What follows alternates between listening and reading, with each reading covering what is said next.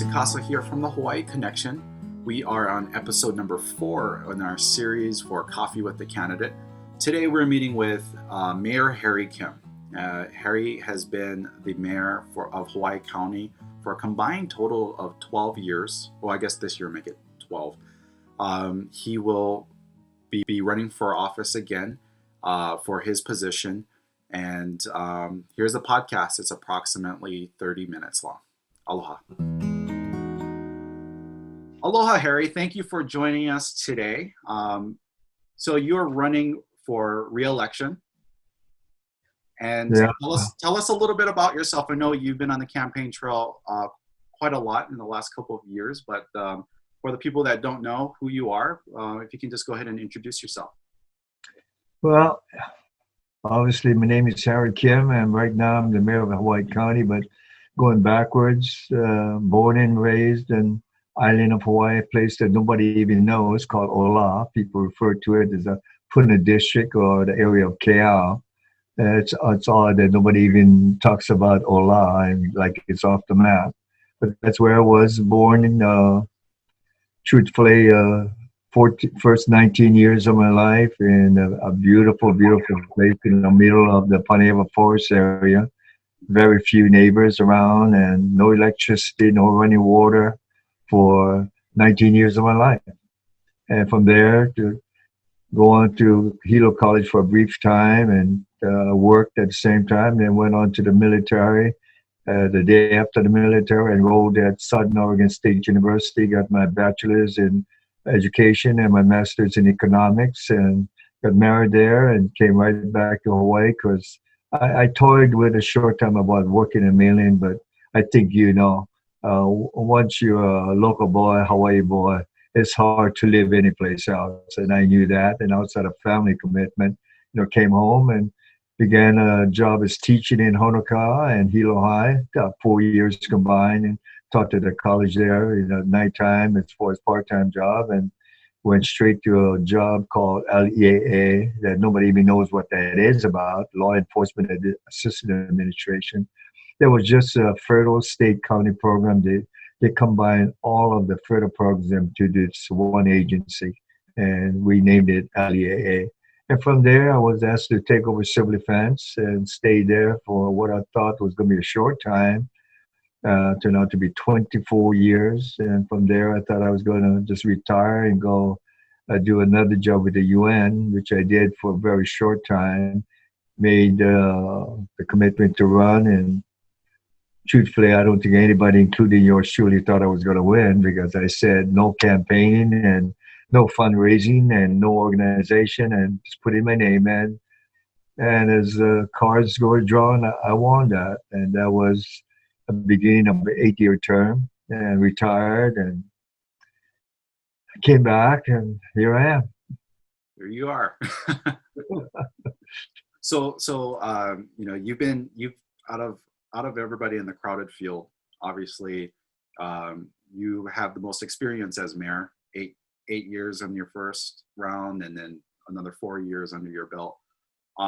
Why run again for mayor? Oh boy, I know this is no time to beat around the bush really on that. Know that you're the first person to really interview me in this format and just talking story, so to speak. So we'll do it that way, just talking story. In regards to why, it was not an easy decision. The last 2 times running, truthfully. I mean, you retired.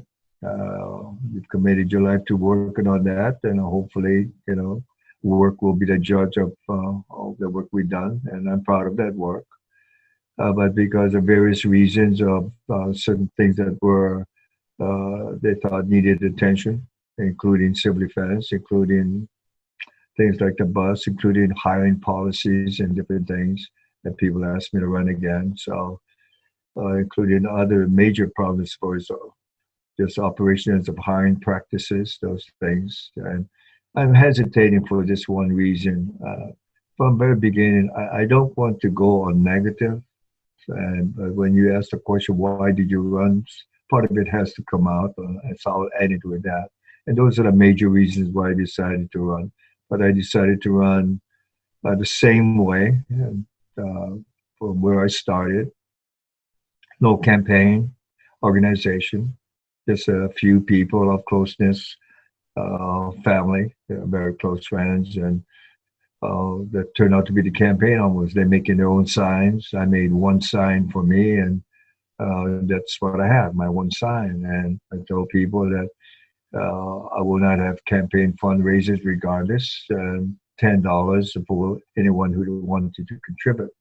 And in that sense, I felt I could stick to what I wanted to be as far as the type of mayor and type of government without those kind of things. And I picked the $10 for no reason except a friend who told me, as a lifelong friend, hey, $10 is a lot of money, So we just stuck with the $10, and it's been that since 2000, and I would stick with that.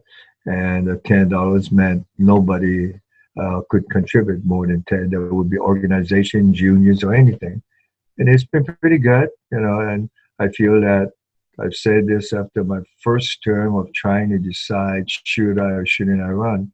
And even that decision was not easy. And even family didn't know what I was going to do, much less cabinet, until finally I decided I would run again for the reasons of finishing a job. And people saying that 4 years is not enough to instill a certain kind of policies. And so I just kept it on. I told the cabinet, same thing. No organization, if you want to assist in regards to signing your front yard and those kind of things, I welcome that, because that's a personal commitment. And I find that a very good way to run, tell you the truth. One thing, judge me by my work. And I said it then in the decision. If I have to spend a lot of money and time convincing people I'm the mayor for you, then maybe I shouldn't be. And I felt that it would be a good measuring stick. If truthfully people feel that, no, you're not the kind of mayor we want, obviously they'll allow me to win the election. And I don't think any amount of campaigning I do will change that idea. Thank you. And so we know that the issue right now is the the COVID-19 pandemic and everything that's going on, and it's super unprecedented, and it hasn't happened since who knows. But as mayor, looking back, would you have done anything differently? I saw that question that you sent, and without telling people at Civil Defense, and I wanted to hear their opinion. That's where I was this morning. Matter of fact, that's where I go every morning. And I asked that question. They don't know about this, obviously. And I told them, now that we're looking back, I kind of phrase it the same way. What would you do differently? I wanted to hear that, because obviously you can learn. And they hemmed and hawed about timeliness, this and that. And I know this is going to sound really egotistical, but I'll just go to answer your question. What would I do differently? I think if you look at what we've done, and I know it is heavily because of one thing, it's 24 years of civil defense, 24 years of different kind of emergencies, including training on pandemic. We had very good training on those days of hurricane, tsunami, and everything else. And during that time, I had a tremendous, rare opportunity that I'm so grateful for to this day, that of asking to be involved in the National Academy of Science, meetings of work and planning, to work with the UNESCO and UNDRO, the United Nations, to work with them. And you learn tremendously when you have those kind of people, teaching you. I think I had a tremendous advantage of where we go because of that. I'm being very careful because I don't want to grandstand on anybody. But I think I asked the governor, I had a meeting with the governor and the head of Department of Health and people in regards to Dr. Park and others, because I had an idea on what I thought had to be in something like this. This was back in February. And I told the governor that I think it's critically important that we as a small state act as one state in regards to policies. Otherwise, there will automatically confusion. Even news, there's only one area from Oahu. We all know that on television. And so I need you to take control of these things, and we should follow you. If this sounds like egotistical, I don't mean it to be. I'm answering your question truthfully. What would I do different? Your county of Hawaii County was the first county in the United States outside of San Francisco, I think I was told, to declare emergency. We're the first county in the state, obviously, trying to get ahead of of everything by making it when you have to declare a state of emergency in regards to do certain kind of things in regards to programs, funding, purchasing, because I knew what I wanted. And it was shortly after that that our governor said he was going to declare. And this is what we have today and what I think we should have. The governor, the state of Hawaii should act as one. And very few people understand how technical that is, because other counties are saying we're going to do this and other counties say we're going to do that. But we all have to follow his proclamation in regards to things that we need to stick with and when we can do things. In other words, if I want to do things that differs from his proclamation, I can't do it without his approval. And it is important we continue that. And I'm very proud of Hawaii Island. I think your island, the Hawaii County government, is the first to declare, the first to set up a 7 days a week monitoring system, the first to develop, and still is, task forces to address certain things of the economics, the prevention program, the educational programs, it still continues. I think, in Kona, we have what we call the disinfecting crew that goes out every day of the week. Till today, we're still the only ones that does that. And I learned way back in the 70s how important we mitigate the hazard and the cause. And that's why that was done immediately. And that crew is still out there all over the island. In regards to, we're still the only ones on a fogging machine, to go into places that are difficult to desanitize by hand. And that's going out there to all the medical places, the urgent cares, in emergency rooms where people are sick, and that's where they go and possibly may leave germs. I'm very proud of the workers of that. All we did was develop the framework so they can do that. And they've done very well in the educational brochures that have been going out. And because of your knowledge of things, a heavy emphasis then. And if you look at it, you'll see back in early March, we developed what we call the task forces. And one of them was economic recovery, because that's going to be a very, very long-term difficult task. So looking back, what would I have done different? Maybe more involvement and more of involvement in things of statewide type policies of the airport control of those things, and following up with people who are positive and see a follow-up to make sure that they're done a certain way. But it's going to be, and I think you always look back and say, I wish I'd done more of this and earlier of that. But on the whole, I think the people of Hawaii Island, I'll end that question with this.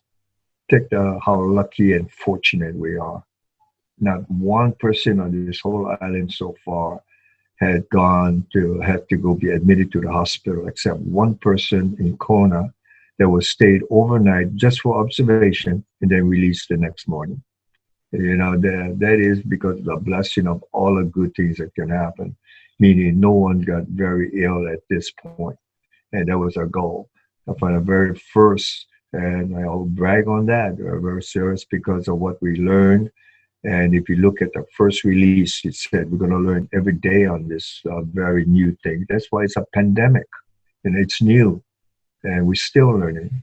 The kind of things we're learning today is a little frightening. Initially, they said people thought that it kind of addressed and attacked seriously, critically only the age. Now we know that's not true. We made testing procedures in regards to people with so-called symptomatic of the disease of coughing and sneezes and fever. Now we're finding out that maybe as much as a third are non-asymptomatic of people who are transmitting the disease. So you can see how flexible we have to do in changing our focus on where we go and how we get there. And this is what I think my past training really teach me of hazard and risk assessment. What is because right now the Hawaii County doesn't observe airports, and you touched a little bit about that, right? And so the state kind of monitors all of that right now. What and I maybe you can elaborate a little bit more, but how can what role should Hawaii County should have played in that? I think from now, the discussion was heavily held in the past couple of days. What I did or what we did was analyze all of the new cases. I think it wasn't that long ago that we had a cluster case in Westawar, and now another possible cluster case, but it's been kind of controlled, learning from the first one. Cluster case is what this pandemic is all about, what we can all learn about what's happening in Brazil, for example, today. That's exploding and it's frightening. And before I forget, I'm going to say this while I have the opportunity. I write all the messages emphasizing certain kind of things that goes out daily. And one of the things is that we have to be very, very aware that the disease is out there, the virus is out there. We have to be very aware that what we're learning is that just because a person is asymptomatic, in other words, non-symptomatic, means nothing.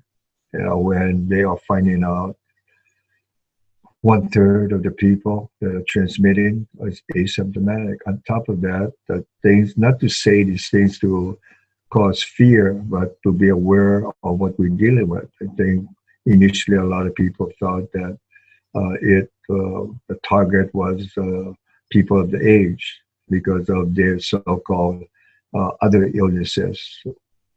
And we're finding out that it's not true. There are things that even so new, we don't even know what they're talking about. When they found out in New York, young kids were getting it and different kind of symptoms. And we have to know all of that. In regards to the questions of the airport and case management, I think it is nobody's fault except lack of knowledge because it is new. I think we have to be much, much stronger in following up on all of the people that are positive. We have to be very, very careful. I'll say something won't impress you, but my graduate work is in economics. And one of the things you learn about economics is how the world functions around money. Hawaii Island, Hawaii State, we chose a resort. And in short, tourism. What was a little, I think, frightening awareness is at the first beginning of this in February, all the tracing done by the Department of Health, which is very good. I guarantee you the Department of Health here did a good job of every case, finding out where did the people get it from, who were they, how did they get it. And 100% of all the cases in Hawaii, common sense, you look at it, were from outside, mainly from the mainland United States, because that's where our tourists are from. They developed a term, called community-based. Dr. Bruce Anderson said it on many, many times, that we know it's here. We go to trace every single one that has a disease and trace where did they get it from. And when we see what they call a community-based, meaning the person who has it here could not trace it because if he or she went to the mainland or they came from the mainland, we knew that the disease was openly here. And that day came. And our governor, and I know there's a lot of criticism of myself and the governor, and we accept that. But one of the things that I thought that the governor did, because there was heavy discussion on that, is when do you close the doors and say, we would close the doors to all incoming. And he did that. Uh, and also he knew, because there was heavy discussion, know that when we do that, we are literally cutting the legs off the economy that supports the state of Hawaii. For example, let's take, everybody knows about Japan tourism, of the money that they spend here and the numbers that came here. And that immediately when he made a policy that every visitor, regardless of where you come from, will automatically be quarantined in a place of your lodging where you had to pre-identify in regards to for 14 days. I mean, everyone knew that the average Japanese tourist came and stayed less than a week. So common sense prevailed. They're not going to come. And it happened just overnight before it was policy. I remember he said it was going to be effective Tuesday. And my comment was, we don't have to wait till Tuesday. The word is going to go out over the weekend and you will see cancellation galore. And unfortunately, that's just common sense and it happened. So with the mainland, I think I remember the first stats that Tourism Authority printed out, that island of Hawaii will keep the discussion, on island visitors, meaning travelers or tourism, was less than 6. You go, whoa, let's take the state for a while. I think you've heard it. We were averaging, most people didn't even know it was that much, 30,000 a day. And that was cut down all the way less than 100. It doesn't take anyone with any met to know what's going to happen to the economy. And that's what's happening now. And so, but that had to be done because that's where the virus was coming from. Plus, along with that, policies of trying to make sure that they were traced. That's going back to your question. That's where I think we all learned we should have done better. And we will do better. We are doing better in regards to making sure that there was system. It's not an easy system because you're talking about manpower, a coordination, what hotel you stay in, verify that, you're required to stay in that hotel, et cetera, et cetera, et cetera. And those are the things I think we must get better.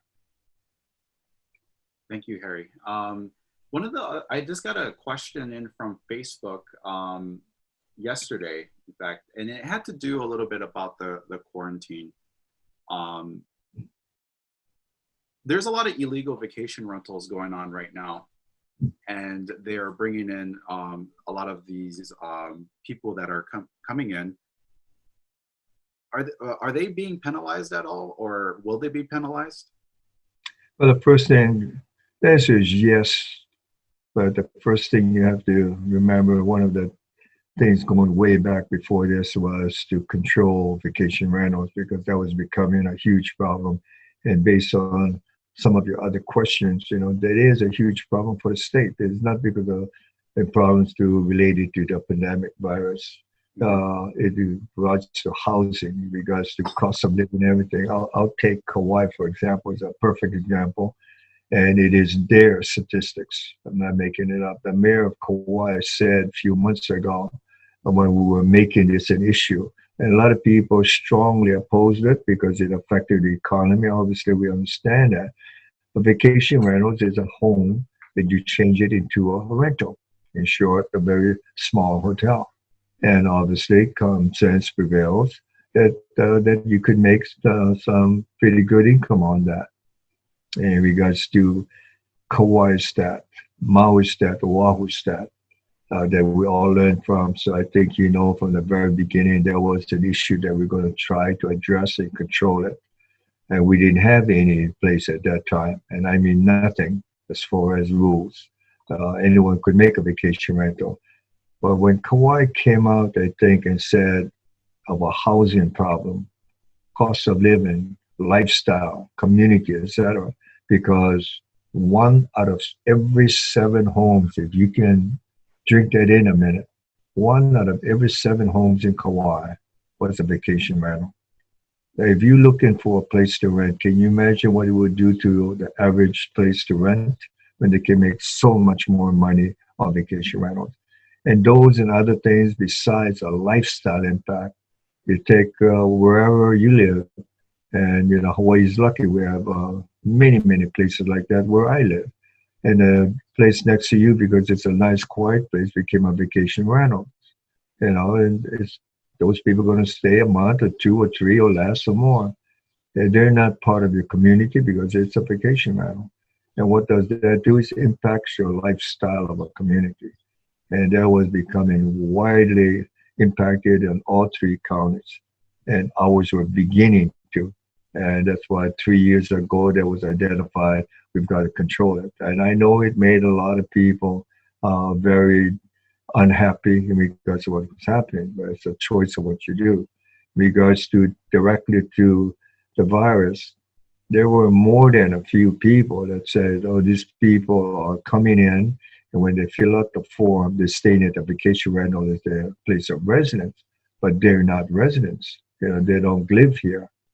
And those are all the small things that had to be corrected in the form to find out. And hopefully we have addressed that now. I distinctly remember, and I'm saying it because you're from Kona, but we had more than a few calls of people that was very, angry with government of not controlling people staying in vacation rentals and violating the gathering and distancing and enjoying the beach. And those are the things I think not too long ago that we reinforced. And I'll say reinforced because there was a governor's proclamation. Vacation rentals are not to be allowed. And then we reinforced that. Vacation rentals would not be considered resident and you cannot stay there. And because a lot of them were doing that and getting away or working away their policies of 14 days quarantine. I'm going to go really quickly to budget, and I know that you can talk a lot about that. But since we only have a very short. But can I close with this on that, if I may? Yeah, go ahead. Hawaii Island, Hawaii State is in a beautiful place in regards to where we are. And I need all your listeners and viewers to know that. But that doesn't mean we're going to ease off. We are in a great place in regards to fatalities from the disease, the number of active cases. This morning's report says only 2, and hopefully there'll be less. You look at Kauai, 0. I'll compare this state with any other jurisdiction. Where we hurt the most is because our economic base is tourism. And like they said, Hawaii and Las Vegas are probably the 2 areas that are hurt the most. Las Vegas being a city of tourism. And we know that. So although on the disease-wise, we are in very good condition, know that economic-wise, we know people are getting a very difficult time, and we must and will address that as best as we can. Capital improvement projects, your budget plan for the next fiscal year, and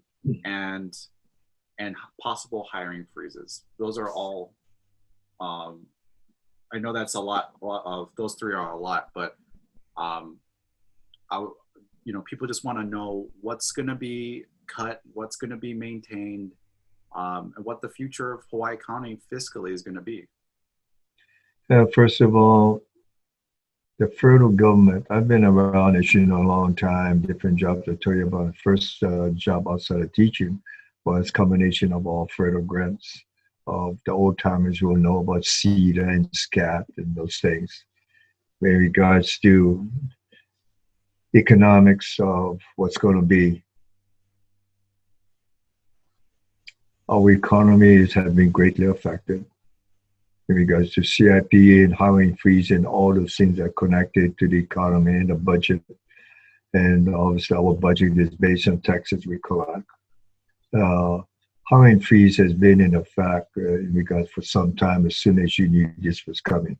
This is obviously May, and we just finished submitting a budget for the next fiscal year beginning July 1st.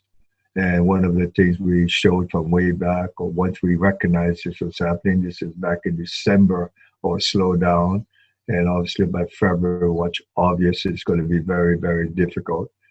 And so hiring freeze was already implemented this way. Every single hire, a new hire, had to be personally approved and scrutinized by finance in the mayor's office.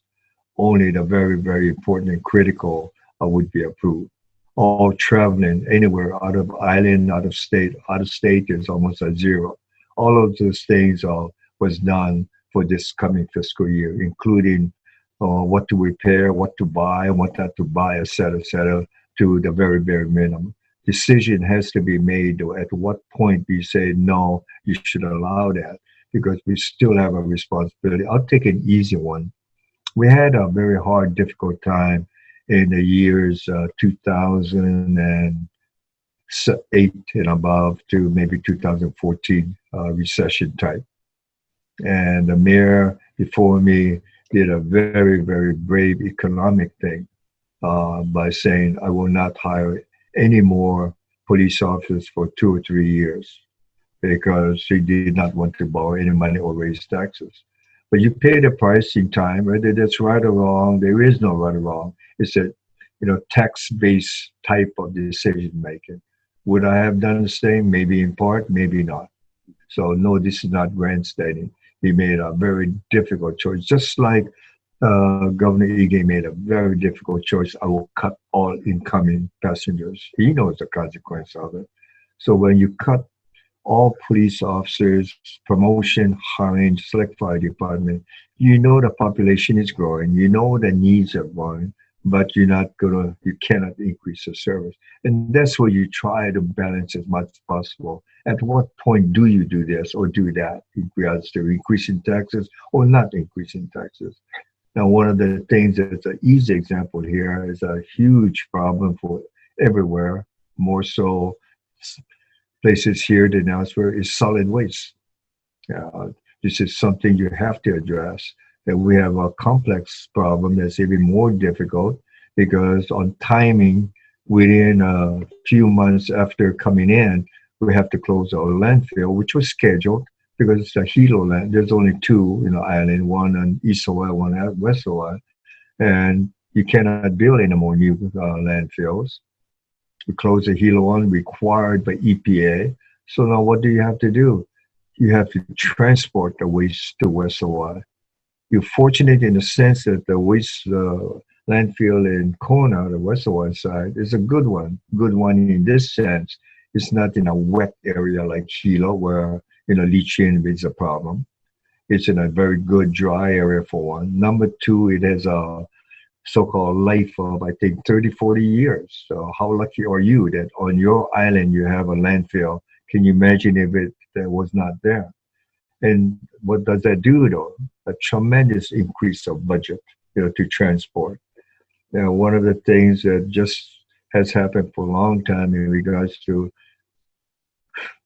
the economic hardship, combine a contractor, for example, is an easy example. Now he has to pay they have a lot of waste, that material waste. They got to take it pay to have it transported to West Hawaii. And, it's mind-boggling what it does to a small business. We have to address those things, see how we can address it. And Kona people and the West Hawaii people, justifiably, is so disappointed or angry or all of the above. How come you close the landfills without even notifying us? Oh, it's because you come to work on that morning and you find out there's not enough workers in regards to that landfill, so it had to be last minute closed. All those kind of things do happen because of partly the coronavirus, partly because Kona has always been a very, very difficult place to find certain kind of workers because for a long time, the past few years, the resort industry pays so much better than working for the county. So all of those things that the administrator will have to balance out. And on the surface, it looks like that it's not been addressed. But those things in regards to what we will do for the future, because one of the questions were, will you entertain again a possibility of waste to energy? And why did you close these things in regards to certain kind of waste? And because we can go truthfully just to inform people. It wasn't that long ago. If you had a junk car, literally, all you had to do was call and people would come and pick up your car And for some of them, they would pay you $200, $300, $400, maybe more, maybe less, because the steel was worth a lot. And now, what did you get? Notification from the county recently? You have to pay $600, $700 to get rid of your car. But what else do you have to pay for in regards to? You read announcement, no more waste of certain kinds of plastics or paper. You're too young to know, but they used to have what they call paper drives, and because that was such a sought out thing. Old batteries, people used to go look for them because you could sell it. Now, the one huge market for all of that waste was China. China has cut off purchasing all those things a few months ago. So therefore, it's not economically feasible for government or private business to have that recycled because nobody's buying it. So where does it have to go for now? Landfill. But that's not a good long term. There are countries all over the world that has made landfills illegal from the 80s and even before that. I think people know that I supported and pushed for waste to energy, and that was not considered good for our environment. The question, will we reconsider it? The answer is we will have to reconsider everything, and hopefully technology will make things cheaper.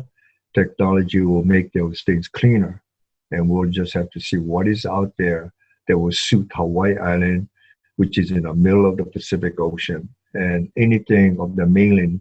You know the cost factor to send it there, and private business will measure the economics of it. And this is where we are today. It is not economically feasible for a lot of the things of recycling. Thank you, Harry, for joining us today. And go ahead and take just a minute or two, and whatever closing statements that you have. I'll begin with how you answered it. I asked that in regards to why am I running. First of all, I asked myself several questions. I had to ask myself, why do I want to do it? And that was very important to do it. It's obviously because I felt there's so many things, including Obamacare, which people misunderstand my position on that because that's totally, as you know, state government responsibility. And we have no authority over it, including the roads and everything, until the very end. The governor asked me to open up the access road because they were pulling out because the emergency was over as far as they're concerned. I wrote the thing in regards to the vision of Medicare because he asked me to, just to see if I could come up with ideas. And I feel that is a positive vision besides an A or nay. I feel that I've been asked to come back and see if you can get the position to push that. And I think that's important. One of the things that I wanted people to have a great confidence in is your government, our government of trust. A lot of the things in regards to hiring practices, those things was changed, and I'm proud of that. In regards to other things that I felt that is very, very important that people don't even understand how the complexity of it is the eruption of Mauna Kalapana back in 1990. And it's one in Leilani State last year. Government does not have programs or even government assigned to it for what they call recovery. What is going on now, which we just got funding, is recovery that we initiated that will take us approximately 4 or 5 years. And I promised the people of Kalapana that, if we do this, we will include you because nothing was done for them after the eruption. And if you measure social, cultural losses in homes, the losses in regards to especially cultural was much, much greater than the loss of Leilani because that was one of the few last places of Hawaii, live in Hawaii. And we didn't do anything outside of the emergency response. At this time, we had an opportunity. They developed a recovery agency. And I'll close with this because it can go on. I'm proud of the different things of having the people trust their government, of hiring practices and identifying problems and then addressing it best you can. Like, let's take the homeless. It's a huge problem. And please know that I said I will refrain from addressing past, non-practice or practices. But I think it's clear that we didn't have a homeless program here, and we started one just 3 years or so ago. The one in Hilo is going great because we had no money. First of all, concluded on the eruption, we county has no money on that. Every single program of recovery, sheltering, National Guard expense, police expense was all state and federal money. The county council will tell you I never went to them to ask for $1, which to me was phenomenal because you sought state and federal money to do it, and they came through for us tremendously. And especially now, I think you just read where $100 million was given to Hawaii County for road repair, all federal, and we need a 25% match. So where am I going to get 25% of 100 million when you don't have it? Well, this is what is pursued with the state, and they contributed that. So we can do all of these programs. It's going to take a while to finish those programs of land exchanges, hopefully, or purchases, or development, or finish the roads, etc. And we will do that. In regards to other things or commitment, I know of the dissatisfaction of permitting. I think we are developing through the information center, new technology of how to trace things, and we will get that done. I feel that Mauna Kea is a big issue in regards to doing something besides a yay or no, nay. And the one thing I don't like about what's happening is we're polarizing people of this island. We should not be. I'm trying to come up with something that I think is good for the culture, good for science, good for the world to learn from our mistakes of indigenous people treatment, and good for the youth of today and tomorrow. And above all, I think educational of things where how we went wrong and what we did wrong in regards to treating indigenous people here. And hopefully we can really go forward on that. Those and many other things of take like the transit system. I'm very proud of what it was, and I went before the council and I said it's going to take 2 to 3 years to get it back on track. And we just bought 4 new buses. And I think we've hired, this is the third person, from a consultant to a permanent person. We really locked out a good one, experienced one. And I think we're going to have a bus system that we can all be proud of. And in regards to new buses, instead of all of our buses secondhand from Honolulu, but thank God they were there for us. And we put passengers at a great inconvenience of the bus not showing up and all those inexcusable things that did happen. And hopefully all those things will be fixed. And there are numerous things, and I ask people in running again, and I'll close with that.